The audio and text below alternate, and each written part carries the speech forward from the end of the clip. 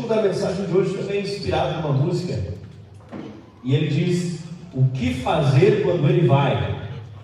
Talvez você diga: pastor, mas a música é o que fazer quando ele vem. Não, mas o título da mensagem é o que fazer quando ele vai. O que fazer quando ele vai? Porque na Páscoa nós celebramos a ressurreição de Jesus Cristo. Sim, nós lembramos que ele entregou sua vida na sexta, mas nós comemoramos que ele ressuscitou no domingo. Amém? Aleluia! E eu quero ler com vocês Atos capítulo 1, versículo 13. Hoje eu estarei lendo na NVI, a nova versão internacional. Quando você procura, aproveite para lembrar que se você ainda não fez o seu cadastro online aí como membro da igreja, como frequentador, você pode passar ali com o Léo e com a Bárbara no final do culto, ou você pode também até mesmo preencher pelo seu celular no aplicativo Fonte Church Caxias do Sul, que você encontra na sua loja de aplicativos, amém? Atos capítulo 1, versículo 3. Porque se porventura você não se atentou a este fato ainda, Jesus ele ressuscita, mas ele ainda não é glorificado. Ele permanece com o corpo que ele tinha ressuscitado aqui na terra. E ele, durante 40 dias, ele continua aparecendo, já ressuscitado, mas ainda não glorificado, perante os seus discípulos. E depois então desses 40 dias ele tem a sua ascensão, ou seja, ele volta ao céu, ali no topo do Monte das Oliveiras, sobre uma nuvem, e vai de volta ao céu. E também nos diz a palavra que da mesma forma ele voltará, nos mostra também o livro de Zacarias. Assim ele subiu de cima do Monte das Oliveiras, assim ele voltará para cima dos Montes das Oliveiras. Ele subiu naquela nuvem, naquela água condensada para cima, mas ali se rachará o Monte das Oliveiras, descendo água para baixo, formando rios. Então é esse lugar tão lembrado que é o Monte das Oliveiras, naquele momento, 40 dias depois da Páscoa, que Jesus é assunto ao céu, que ele volta ao céu, nós temos ali a sua ascensão, amém? E aí, hoje, surge aquela grande dúvida, se Jesus ainda tem furo na mão ou não, porque quando ele aparece, mostra para o Tomé, não seja incrédulo, mas crente, ele ainda não tinha sido glorificado. E o Jesus glorificado no Apocalipse fala dos cabelos brancos, dos olhos como chamas de fogo, claramente já o seu corpo glorificado de volta à sua forma divina. Então, fica aí essa pulga atrás da sua orelha, pelo menos assim você está agora prestando atenção na mensagem. Está bem atento e desperto para ouvir o que o Senhor vai ministrar. Diz assim, Atos capítulo 1, versículo 3. Depois do seu sofrimento, Jesus apresentou-se a eles e deu muitas provas indiscutíveis de que estava vivo.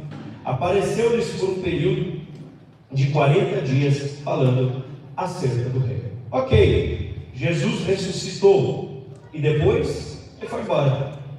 Atos 1:9. Tendo dito isto, foi elevado às alturas enquanto eles olhavam, e uma nuvem encobriu da vista deles.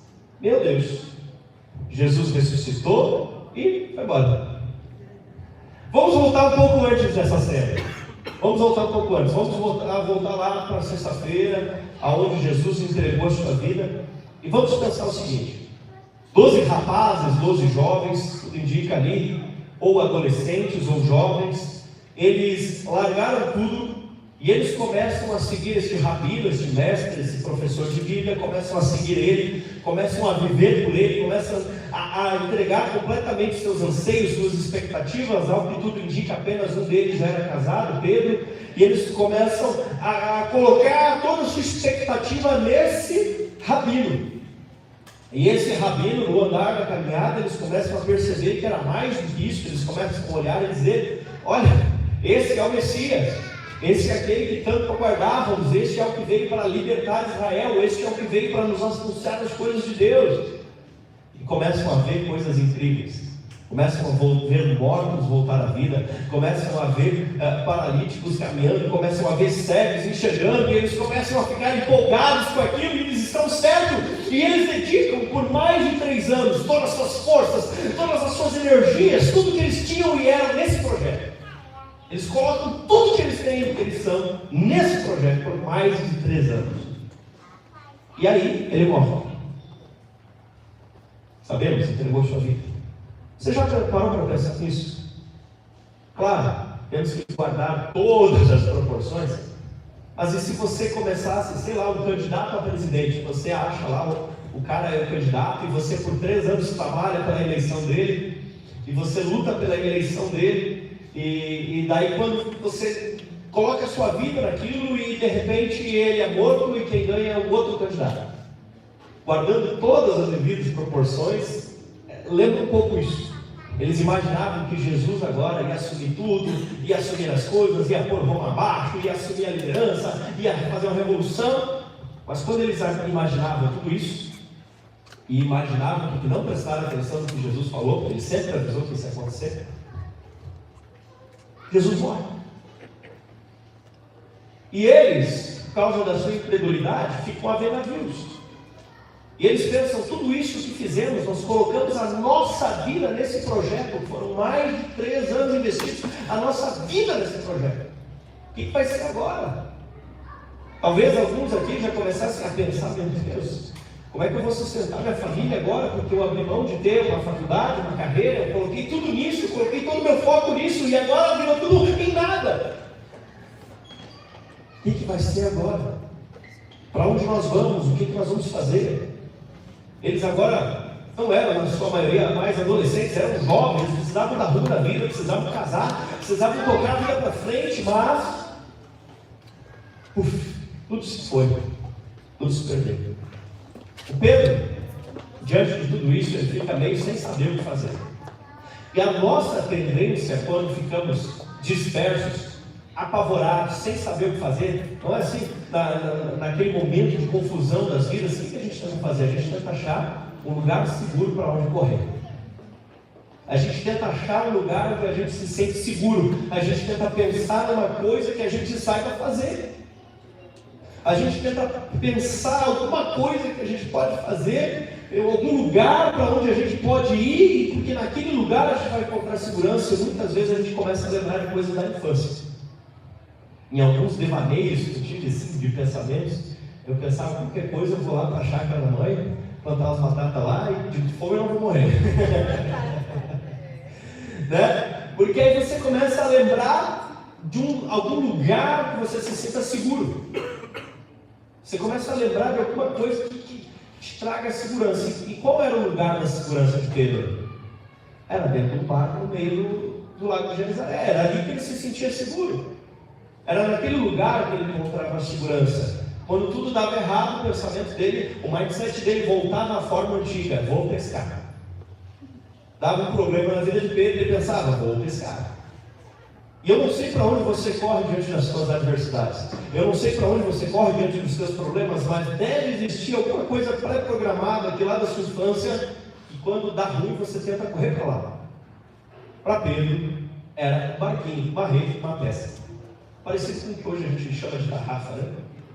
E diz ali João 21:13. Pedro falou assim: eu vou pescar. Eu vou pescar, é uma zona intermediária. Eu não sei o que eu vou fazer na minha vida. Deu ruim, não sei o que eu vou fazer. Deu errado, não deu certo, eu não sei o que eu faço na minha vida. Vou pescar. Pelo menos isso eu sei fazer. E disse Simão Pedro. E eles disseram: bom, nós vamos com você. E eles foram, entraram no barco, mas naquela noite não pegaram nada. A equipe já tinha dado errado, ficou pior, né? Porque aquele era o lugar de segurança dele, era o que ele sabia fazer, era o que os pais e os avós dele sabiam fazer, mas nem isso deu certo. Até o plano B deu errado. Até o plano B de Pedro deu errado, não pescou nada. Ele estava no meio de uma crise, ele estava no meio de uma decepção. E na hora da crise e da decepção, ele decide voltar atrás. E muitas vezes, diante de crises, de desafios, nós até sentimos um desejo de voltar atrás, nós travestimos, enfeitamos ele de uma palavra chamada tristeza, mas no fundo o coração está pensando em apostatar, o coração está pensando em sair da fé, mas daí a gente sabe que é feio dizer isso, então a gente bota uma pintura bonita em cima e diz: eu estou triste.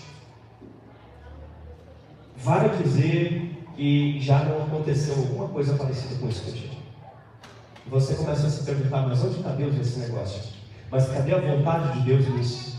Mas aonde está Deus? Eles olhavam e diziam, mas esse não é o Messias de Deus, como que agora ele morreu e deixou a gente aqui sozinho? Decepção. O que fazer diante da decepção? O que fazer quando as coisas saem fora do controle, quando elas acontecem fora, quando até o plano B parece que não dá certo? Pedro estava decepcionado consigo mesmo, afinal de contas tinha negado Jesus 3 vezes antes que o galo cantasse 2. Não é que o galo cantou 3, tá, gente? Jesus não presta atenção, ele cantou 2, ele negou 3. Ele tinha negado Jesus, e ele estava decepcionado consigo mesmo. Talvez essa é uma das piores decepções. Estava decepcionado com o governo, que no caso era o governo romano. Ele estava dominado pela frustração. E ele começa a fazer o caminho de volta para a velha vida. Começa a caminhar na direção da velha vida. Mas Jesus aparece. Jesus o encara. Jesus o ama. Jesus o perdoa. E Jesus o restaura. Porque enquanto você está indo para o mar tentar pescar com seus peixinhos, Jesus já está te esperando com o peixe assado. Eles saem para pescar achando que ali eles tinham segurança, mas Jesus se senta na beira da praia e começa a assar os peixinhos. Quando eles vêm, Jesus já tinha a comida pronta. Jesus começa a tratar o coração de Pedro. O mesmo Jesus que um dia tinha dito para ele, eu vou te fazer pescador de homens, agora olha para ele e diz, apacenta as minhas ovelhas. Porque Jesus tinha como que fosse um plano de passo a passo que eu vejo aqui. Ele primeiro chega e diz, sigam-me. Depois ele diz, pesquem. E por último ele fala, pastoreiem. Ele chega para os discípulos e diz, vem e me segue. Em seguida ele fala para eles, eu vou fazer vocês pescadores de homens. E agora por último, antes de ser assunto ao céu, ele diz, pastoreiem as minhas ovelhas. Porque primeiro você precisa nascer de novo, entregar a sua vida para Jesus. Esse é o primeiro passo. Você precisa começar a seguir Jesus. Depois você precisa aprender a pescar. O que é isso? Evangelizar as pessoas, convidar as pessoas. Eu não sei evangelizar, convida para o culto, convida para a célula. Pescar, chamar as pessoas. E por último, você precisa aprender a pastorear. Como assim, pastor? Cuidar dos outros, né? Se você está sem nada que fazer, vai cuidar da vida dos outros. No bom sentido. Amar as pessoas. Não é fofocar, pelo amor de Deus. Nem é. Isso é pecado. Cuidar, amar as pessoas. Ajudar as pessoas nas suas necessidades. Ajudar as pessoas nas suas necessidades emocionais. Orar pelas pessoas. Sabe? Auxiliá-las. Fazer jejum com elas. Oração com elas. Batalhar junto com elas. Então, começa a seguir. Depois, aprender a pescar. Depois, pastorear suas ovelhas. Esse foi o caminho que o Senhor trabalhou junto com Pedro. Ele restaura Pedro. E o Senhor, depois das tribulações, depois das dificuldades, depois das lutas, Ele chama para você. Venceu a luta? Venceu a dificuldade?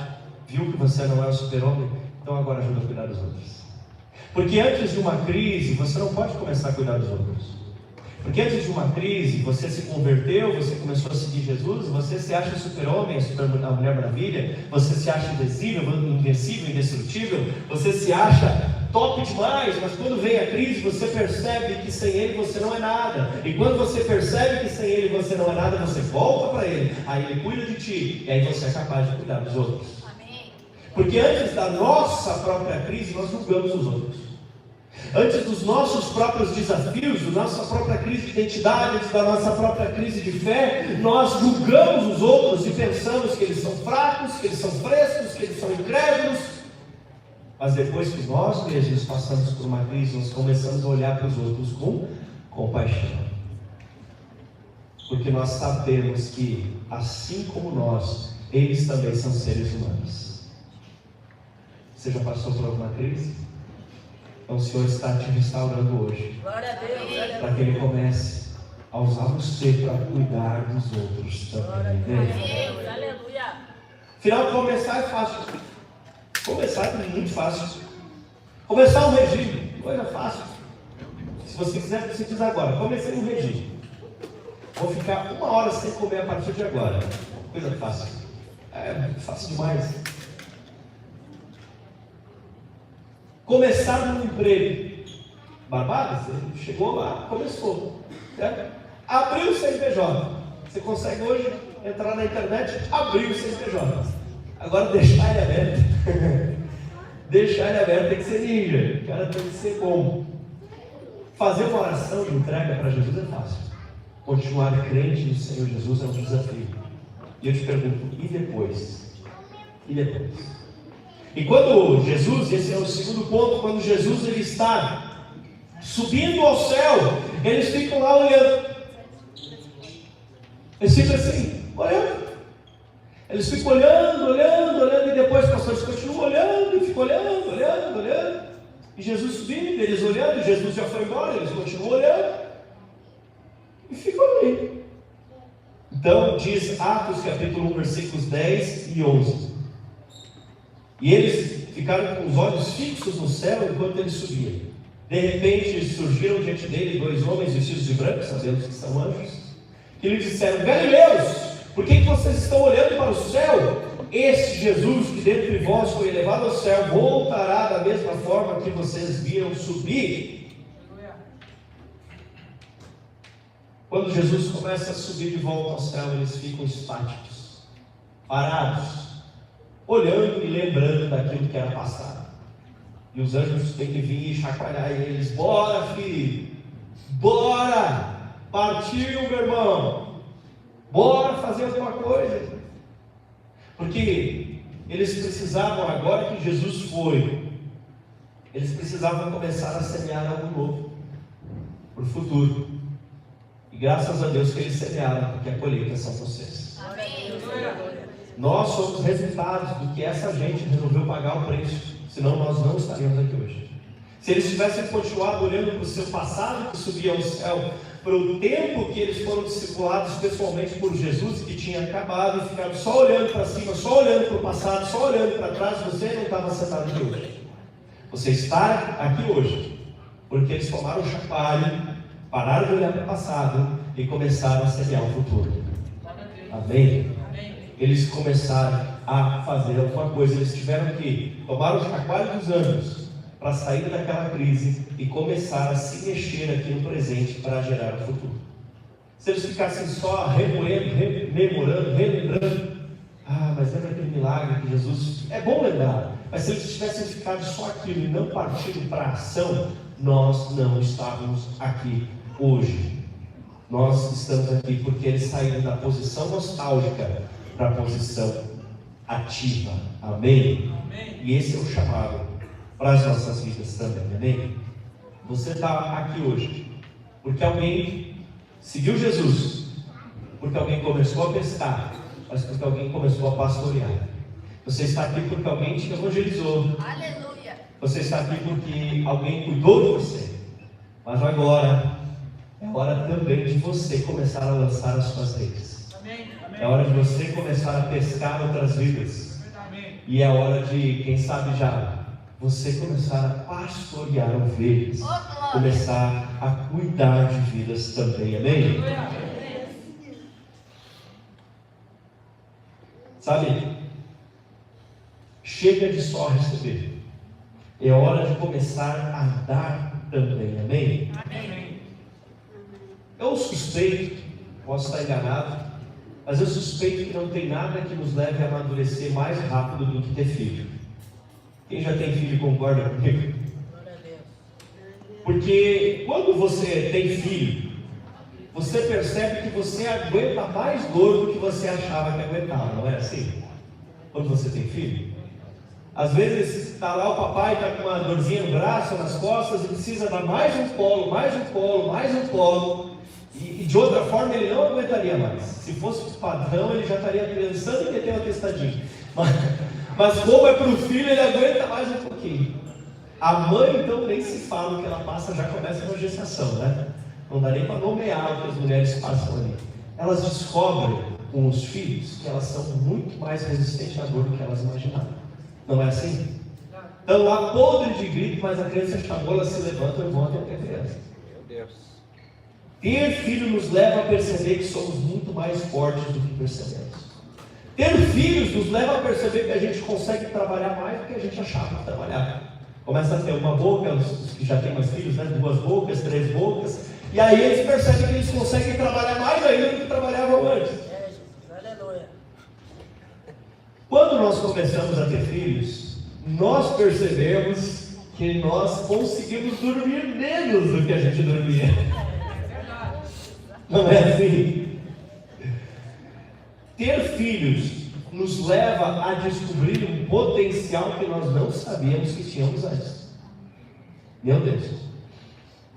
Ter filhos nos leva a perceber que nós não precisamos tanto assim daquela comidinha gostosa. Porque de repente, o segundo pedaço de sobremesa eles já pegam, e o bombom não é mais para você, já fica para eles. Ter filhos nos tira do egoísmo e nos leva para o altruísmo. Ter filhos nos tira da autocomiseração e nos leva para a compaixão. E se você, para bom entendedor, né, nem a palavra basta, eu não estou falando de filhos biológicos. Eu estou falando de filhos espirituais. Glória a Deus, aleluia. Glória a Deus. Quando você começa a cuidar de alguém, quando você começa a ver que aquela pessoa precisa, que Deus está usando você para ajudar aquela pessoa, você começa a descobrir limites que você não conhecia antes. Você começa a conseguir às vezes acordar de madrugada para ajudar ela. Você recebe uma sabedoria sobrenatural para responder o WhatsApp que ela te pede de ajuda. Você começa a perceber que de repente no seu carro não cabe mais um. Você começa a perceber que onde come 2, come 3. Não é assim. Talvez o que você está precisando para ficar mais forte espiritualmente é começar a cuidar de alguém. Tem um limite, irmão. Tem um limite que o cristão pode crescer. Dali para frente ele só cresce se ele começar a cuidar de alguém. Tem um limite, dá um limite. Dá um limite. Assim como biologicamente tem coisas que a gente só descobre depois que a gente tem filhos, e espiritualmente tem coisas que você vai só descobrir, tem coisas que você só vai viver depois que você começar a evangelizar alguém. Por exemplo, você não tem a ideia da alegria que é conduzir alguém ao batismo até o dia que você entra na piscina junto com ela e batiza essa pessoa. Quem quer ter esse privilégio? Você quer ter esse privilégio? Aleluia! Você não tem ideia. Sabe o que é você orar por uma pessoa, você convidar a pessoa e de repente quem quer entregar a vida para Jesus? E essa pessoa que você convidou, ela vem para frente e faz oração de entrega. Quem quer ter essa alegria? Aleluia! Meu Deus! Tem coisas que só quem evangeliza ou cuida de vidas, estou chamando aqui pastoreia, né? Só quem evangeliza ou pastoreia vai saber. Você que já teve filhos, valeu a pena ou não valeu a pena? Para mim tem valido a pena até hoje. Deixa eu te contar. Tenha filhos espirituais. Evangelize. Cuide de vidas que você vai ver como vale a pena. Meu irmão, eu tenho o privilégio de ser o pastor nessa igreja. Tem pessoas que têm menos tempo de caminhada que eu, tem pessoas que se converteram há pouco tempo, mas mesmo com essas que se converteram há pouco tempo, eu aprendo tanto. Você não tem ideia quanto eu aprendo. Assim como nós aprendemos com os nossos filhos biológicos. Quando você tem a oportunidade de ganhar alguém, deixa eu te contar, está precisando mais de alegria na tua vida? Vai evangelizar alguém por aí. Vai evangelizar alguém. Quando essa pessoa entregar a vida para Jesus, a alegria vai tomar conta do seu coração. Amém. Você está achando que a sua vida é difícil? Começa a cuidar de alguém. Começa a pastorear alguém. Porque aí você vai ver que tem uma força maior dentro de você que você nem sabia que tinha. É Deus. Porque aí você até que estava se achando em crise, mas você não está mais com tempo para ter crise. Dizem que mãe não fica gripada, né? Ela não tem tempo para ficar gripada, porque ela tem que cuidar dos filhos.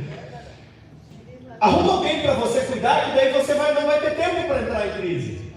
Quando você for entrar em crise espiritual, você tem que cuidar do outro, aí você tem esquece da crise e vai cuidar do teu filho espiritual. Glória a Deus, aleluia. Gere filhos. Ganhe almas para Jesus. Ganhe almas para Jesus. E sabe de uma coisa? Esse é um fruto eterno.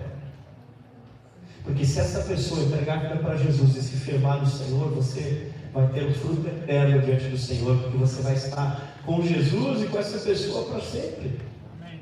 É eterno, não perece. É um tesouro que você acumula no céu, onde a ferrugem, a traça não corrói, onde os ladrões não escapam e roubam, porque é algo eterno. Então, vai ganhar vidas para Jesus. Pastor, mas eu estou em crise. Vai ganhar uma vida para Jesus, que está com a crise aí vai começar a passar. Mas eu estou com dificuldade. Vai ganhar uma vida para Jesus e cuidar dessa vida, que as coisas vão começar a melhorar na sua vida. Amém? Porque é tempo de você sair de uma postura de bebê que toma leite para um adulto que gera filhos. Aleluia! Muitos cristãos murmuram e murmuram porque não têm evangelizado, porque não têm filhos espirituais. E aí tem muito tempo sobrando para murmurar, para entrar em crise. Não estou menosprezando, tá, gente? Tem crises e crises. Por favor, né? Então, bora evangelizar. Diz para o irmão do seu lado assim: tenha filhos espirituais. Aleluia. Glória a Deus. Hoje completa um mês dessas mensagens sobre a Páscoa. Mas é hora de nós lembrarmos como isso é poderoso, maravilhoso, claro. Mas é hora de nós pararmos de olhar para a nuvem que sobe e lembrar de que Cristo em breve vai descer de novo. E que antes dele voltar, nós precisamos ganhar o maior número de vidas possível. Aleluia. Maior número de vidas para Jesus. Aleluia. Dentro disso, o que eles fizeram? Eles saem dessa letargia e eles logo começam a reagrupar a equipe. Eles voltam para a célula deles, na verdade a família deles. Que coisa tão boa. Porque nas horas das tristezas, nas horas dos desafios, a tendência humana é se isolar. Mas o que nós precisamos é de família. De fé. Atos 1, 12 e 14 diz assim: então eles voltaram para Jerusalém, vindo do monte chamado das Oliveiras, que fica perto da cidade, cerca de 1 quilômetro. Quando chegaram, subiram ao aposento onde estavam hospedados. Achavam-se presentes Pedro, João, Tiago e André, Filipe, Tomé, Bartolomeu e Mateus, Tiago, filho do Alfeu, Simão, o Zelote, e o Judas, filho do Tiago, outro Tiago, né? Todos eles se reuniam sempre em oração com as mulheres, inclusive Maria, mãe de Jesus, e com os irmãos de Jesus. Quando eles estavam em crise, o que eles precisaram? Família da fé. Família da fé. Por isso aqui nós não obrigamos ninguém a fazer parte de uma célula, mas quem faz parte de uma célula gosta demais. Quem aqui vai uma célula? Aleluia! Glória a Deus! Glória a Deus. Levanta só os líderes e anfitriões aí para. Levanta só os líderes e anfitriões a mão aí. Se quiser, levanta até na cadeira. Vai, levanta na cadeira. Levanta. Vamos lá. Eu não vou poupar nem o seminário hoje. Levanta. Ó, se você não vai em nenhuma célula, tem várias que você pode. Obrigado, podem acertar-se. Ou você pode pegar ali o aplicativo da igreja, né? O Ponte Church Caxias do Sul. Você pega o aplicativo, bota ali procurar célula por geolocalização e vai aparecer o mapa da cidade, onde tem a célula. Você clica em cima, daí vai dizer a hora da célula, quem é o líder da célula, se é perto da sua casa, vai ficar bem fácil de você encontrar barbada para você. Amém? No momento da crise, você precisa estar junto com a sua família na fé. A célula deles era o quê? Era o Pedro, o Tiago, o João, o André, o Bartolomeu, o Judas querido e aquela galera. A Maria, a outra Maria e outra Maria, que não lembro, meu Deus, não sei se tinha mais Maria ou mais Tiago, mas tinha um monte. E eles se juntavam. Aquele era o momento, ali eles eram renovados, ali a família estava reunida, ali um orava pelo outro, ali eles estavam juntos, ali eles compartilhavam suas alegrias e suas frustrações. Tem duas coisas na célula tão interessantes, além de outras, claro, mas olha só: testemunhos, onde a gente compartilha as coisas boas que Deus tem feito, e oração, onde a gente pede ajuda nas nossas crises, nossos problemas, enfermidades, e a gente está sempre ali. Hoje um conta testemunho, o outro pede oração. Amanhã o outro conta testemunho e esse daqui pede oração. Não é assim? E ali um vai ajudando o outro. É vida na vida, é compartilhar, é estar junto, e assim a gente vai crescendo. Por isso, se você não conhece uma célula ainda, por favor, procure uma. vai ser muito bom para você, vai ajudar você a crescer, vai ajudar você a se desenvolver. É uma delícia, amém? Quem é que ama a célula? Dá glória a Deus ali! Glória a Deus! Aleluia! Meu Deus do céu! E eles, além de voltar a estabelecer uma rotina de estar com a família da fé, eles estabelecem também uma rotina de oração. A oração é a nossa respiração. Nós precisamos orar o tempo todo. Nós precisamos orar sem cessar. E nós precisamos orar com os nossos irmãos. Pastor, o que vocês vieram fazer aqui ontem de noite? A gente tinha uma vigília, a gente veio aqui ficar orando junto. E o que mais? Ficar orando, e adorando, e orando. Uma rotina de oração. Porque aí a gente se conecta com os nossos irmãos e se conecta com o nosso Pai. Aleluia. Isso é muito bom. E eles não queriam inventar uma moda. Eles não queriam inventar uma coisa diferente. Eles queriam continuar a obra do Mestre. Eles queriam juntos se manter como família na fé e continuar aquilo que o Mestre tinha começado. Atos 1, 20 e 22. Porque, prosseguiu Pedro, está escrito no livro dos Salmos: fique deserto o lugar, está falando dos Judas, e não haja ninguém que habite, que ainda, que o outro ocupe o seu lugar. Então Pedro disse: olha, na Bíblia está escrito que o lugar dele tem que ficar deserto, e que o dinheiro que o Judas comprou da venda de Cristo fizeram um cemitério, né, para que ninguém viesse a morar lá, e que o outro ocupe o seu lugar. Precisamos substituir o Judas, porque é necessário que escolhamos um dos homens que estiveram conosco durante todo o tempo em que o Senhor viveu entre nós, desde o batismo de João até o dia em que Jesus foi levado dentre nós às alturas. É preciso que um deles seja conosco testemunha da ressurreição. Então, existiam ali os apóstolos de Cristo, que eram 12, depois vieram os apóstolos do Espírito Santo, que é outro tipo, mas eles precisavam completar e ter ali os 12 discípulos de Cristo, que seriam os apóstolos, as testemunhas da ressurreição, que acompanharam de forma ocular o que aconteceu. E o Pedro queria dar continuidade. Pedro não queria inventar uma moda. Queria dizer: assim somos nós. Nós não queremos uma nova revelação, por mais redundante que seja isso, né? Nós queremos o Evangelho. O Evangelho significa a boa notícia. Qual é a boa notícia? O Senhor Jesus Cristo. Ele morreu, mas Ele ressuscitou. Ok. Eles obedecem então a palavra. E obedecer a palavra sempre está certa. Depois que Jesus ressuscitou, passaram 40 dias, Jesus foi assunto ao céu, passaram mais 10 dias, e eles seguem se reunindo como família na fé, eles seguem uma rotina intensa de oração, eles seguem procurando dar continuidade no que Jesus fez, e quando completam 50 dias da ressurreição, certo? 10 depois da ascensão, 50 depois da ressurreição, chega o dia de Pentecostes. Pentecostes vem do numeral 5, né, de Penta, e chega aquele dia, o 50º dia depois da ressurreição, o 10º dia depois de Jesus ter voltado para o céu. Atos 2, 1 até 4 diz: chegando o dia de Pentecostes, estavam todos reunidos num só lugar. E nós descobrimos já que isso não foi só no dia de Pentecostes. Eles estavam reunidos num só lugar.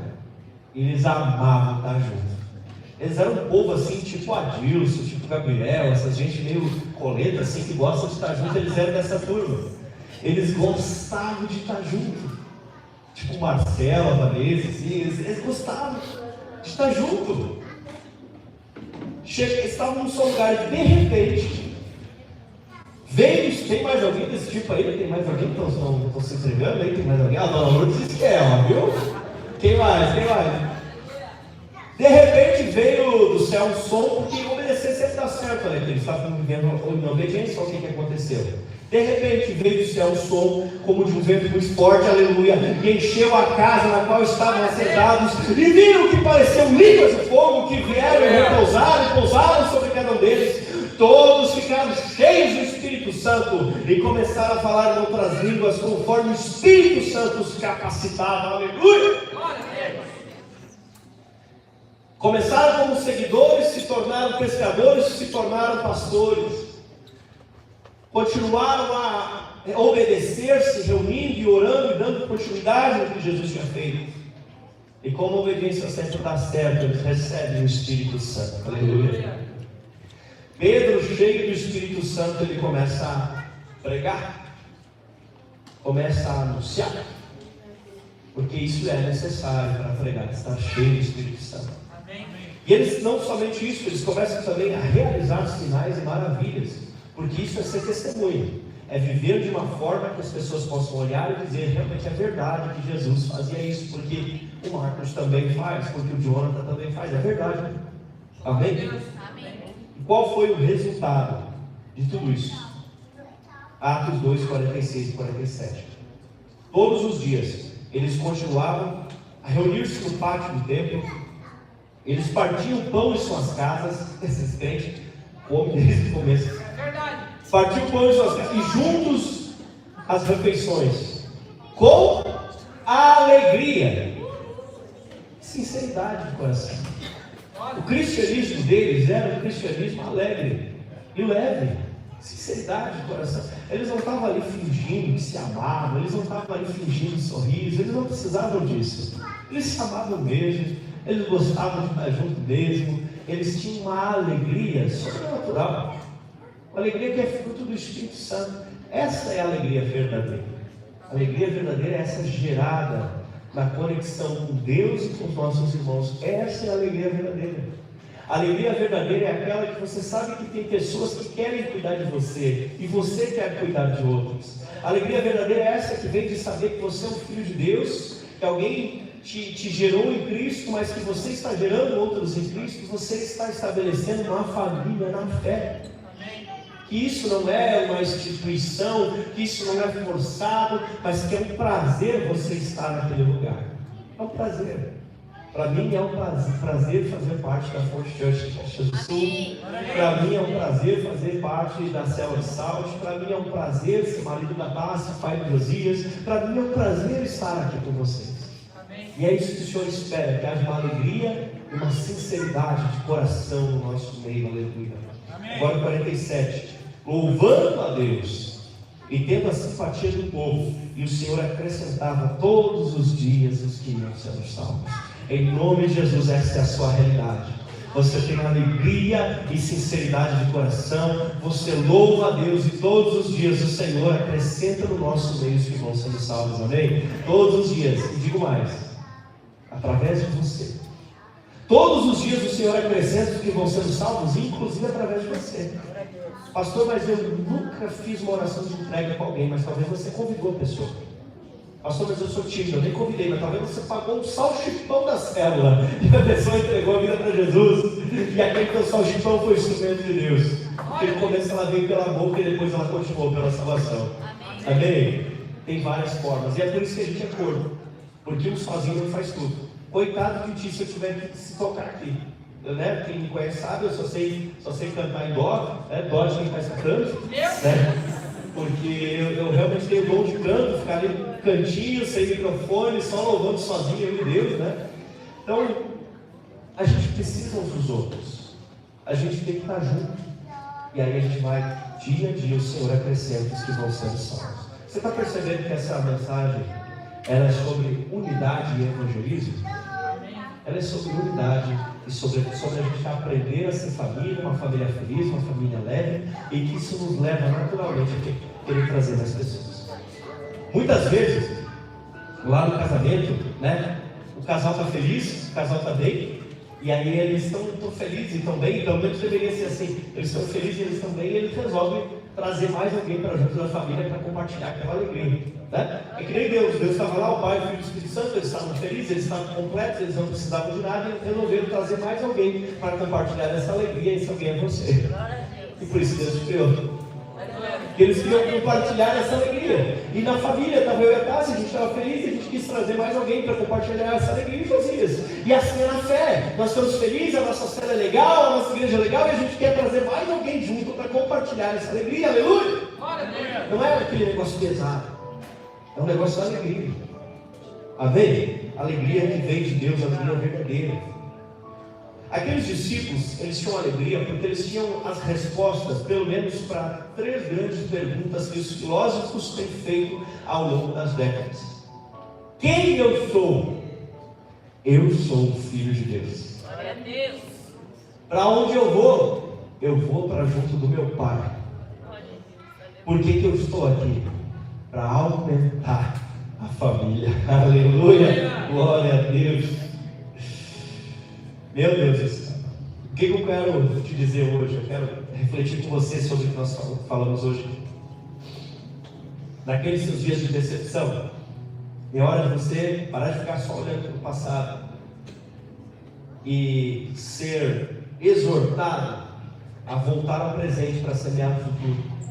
No momento da sua decepção, por mais que você queira se isolar, sair de perto, não estar junto dos outros, esse é um momento que você precisa estar em família. E se você não consegue nem falar, fica orando. Foi o que eles fizeram.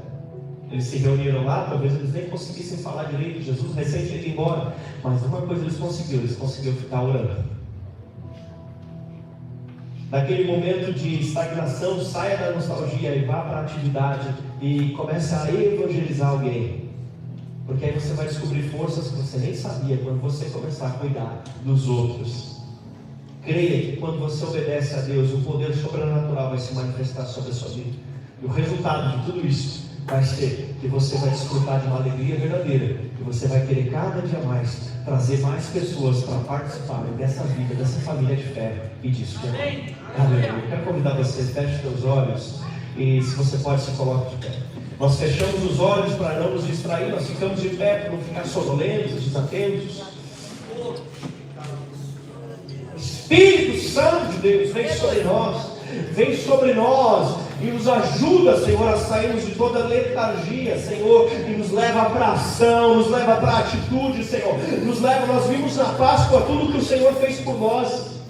Nós vimos como o Senhor perdoou nossos pecados, o Senhor carregou o nosso castigo naquela cruz. Agora nós não somos mais pecadores, nós somos santos, aleluia. Nós vamos morar no céu, nós somos o povo que vai morar no céu, glória a Deus, aleluia. E já que estamos felizes por isso, Senhor, nós queremos continuar vivendo como família na fé, com sinceridade, com prazer. E diante daqueles momentos de dificuldade, de dor, cuidar dos filhos vai nos mostrar que nós temos mais força do que imaginamos. E diante das crises, nós até vamos esquecer delas, porque algum filho, algum discípulo, alguém vai chamar para a gente ajudar e não vai dar tempo da gente ficar em crise. Oh Espírito Santo de Deus, aumenta a tua manifestação em nós aqui, Senhor, e desperta dentro dos nossos corações uma vontade de ganhar vidas para Jesus. Gere em nós um desejo não só de gerar vidas, mas de cuidar bem delas. Senhor, nas Páscoas nós vimos tudo que o Senhor fez por nós, então está na hora da gente fazer alguma coisa agora pelos outros. Nos ajuda a fazer a diferença, Senhor, que cada dia, que todo dia, Senhor, a gente possa fazer a diferença, pelo menos na vida de uma pessoa. Senhor, eu não sei exatamente como vai ser, mas que todo dia a gente faça a diferença. Talvez de dar aquele sorriso no frentista do posto de gasolina, talvez de mandar uma mensagem no WhatsApp para aquela pessoa que não conseguiu vir no culto, talvez de levar um pão caseiro para aquele irmão que sabe que gosta, talvez de convidar no final de semana aquela irmã, sei lá, para comer churrasco. Senhor, mas nos ajuda a fazer a diferença todo dia na vida de alguém. Talvez de mandar uma oferta para o irmão que a gente sabe que está passando um desafio financeiro. Senhor, levanta-nos. Nós queremos nos dispor hoje aqui, Senhor, para ser o presente quem semeia o futuro. Nós queremos nos dispor hoje aqui, Senhor, para ser não aqueles que só ficam olhando para cima pensando, quando Jesus vai voltar, mas aqueles que ganham vidas dizendo, Ele está chegando e eu preciso me apressar. Oh Espírito Santo, desperta em nós o desejo de vivermos uma fé que não é só baseada em o que Deus vai fazer para mim, o que a igreja vai fazer para mim, mas uma fé que é baseada em como eu vou trazer mais pessoas, como eu vou ajudar meus irmãos que estão aqui. Nos ajuda a confiar que enquanto estamos cuidando das coisas de Deus, Deus está cuidando das nossas coisas. Nos ajuda a confiar que enquanto nós estamos nos dedicando em amar o próximo, o Senhor está se dedicando em nos amar.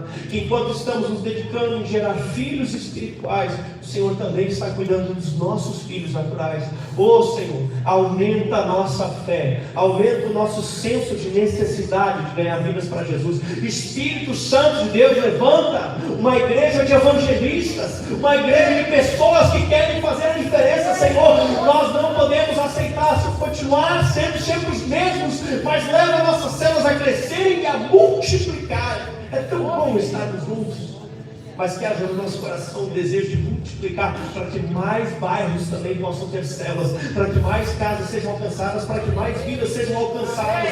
Levanta, Senhor, a célula é grande, os trabalhadores são poucos. Levanta, eu te peço, mais pessoas com desejo de serem líderes de célula. Levanta mais pessoas com desejo de serem anfitriões. Levanta mais pessoas com desejo, Senhor, de evangelizar, de discipular, de servir. Aleluia. Obrigado por tudo que temos vivido até aqui. Porque o Senhor é o motivo da nossa alegria. O Senhor é o motivo da nossa felicidade. Nos ajuda agora a compartilhar essa alegria com outras pessoas. Senhor, nos ajuda a viver como igreja, como célula. Nos ajuda a viver de uma forma, Senhor, que as pessoas que olham para nós não achem que é um sistema religioso pesado, mas que elas olhem para nós e vejam que, apesar da organização, existe leveza. Aleluia. E que apesar dos princípios, existe alegria. Amém. Vem, Espírito Santo, e nos ensina a viver como uma família na fé. Hoje, Senhor, nós encerramos a comemoração da celebração da Páscoa. Encerramos a comemoração, mas vamos continuar vivendo e desfrutando de todos os benefícios conquistados naquela cruz por nós. Senhor, e depois que falamos de cruz, precisamos falar de fogo, fogo que vem do céu, Pentecoste sobre nossas vidas. Venha aviva nossas vidas e sejamos uma igreja do fogo, uma igreja avivada no nome de Deus. Glória a Deus, Senhor. Levante as suas mãos ao céu. Eu quero orar, encerrando e invocando a bênção de Deus sobre a sua vida. Pai, em nome de Jesus, aleluia, Pai. Eu peço que o Senhor envie teus anjos derramando bênçãos sobre cada um levantado. Senhor, se alguém não te conhece, que venha te conhecer hoje, ser salvo. Eu declaro em nome de Jesus salvação, libertação, cura, milagres, prodígios. Senhor, derrama, ministra sobre essas pessoas. E que essa palavra, Senhor, possa produzir resultados sem por nas suas vidas. Em nome de Jesus. Amém. Aleluia.